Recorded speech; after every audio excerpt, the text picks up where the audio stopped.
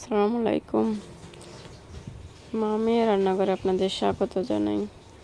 চলে আসলাম নতুন একটা রেসিপি নিয়ে, গুঁড়া মাছের চচ্চড়ি। আমি যেভাবে করি সেটাই আপনাদের সাথে শেয়ার করতেছি। তো চলুন দেখে নিই বিস্তারিত ভিডিওতে। প্রথমে কিছু পেঁয়াজ কাঁচামরিচ নিয়ে নিয়েছি, তারপর নিয়েছি টমেটো, তারপরে দিয়ে দেবো তরকারিগুলো।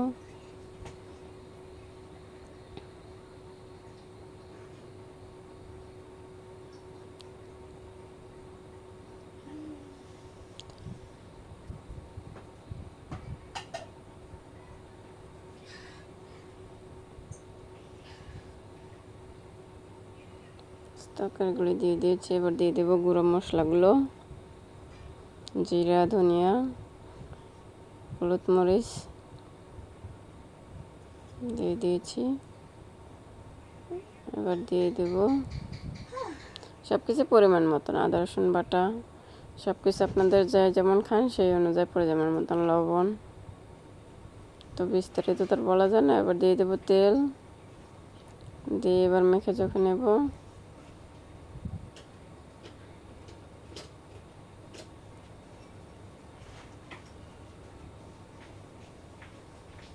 ব্যাস, ভালো করে মাখিয়ে নিয়েছি। এবারে মাছটা দিয়ে দেবো।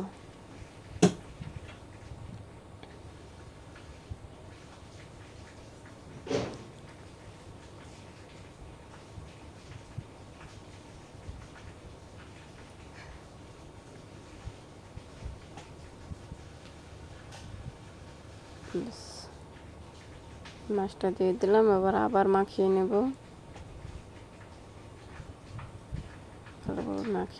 মাখিয়ে দিলে গুঁড়া মাছের চচ্চড়িটা এভাবেই ভালো লাগে আমাদের কাছে। মাখা যাওয়া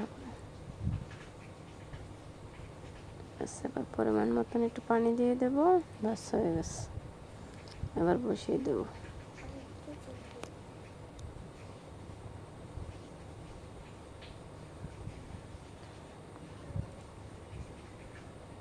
চলে আসছি কিছুক্ষণ পরে, নেড়ে চেড়ে দেবো একটু বলক আসার পরে।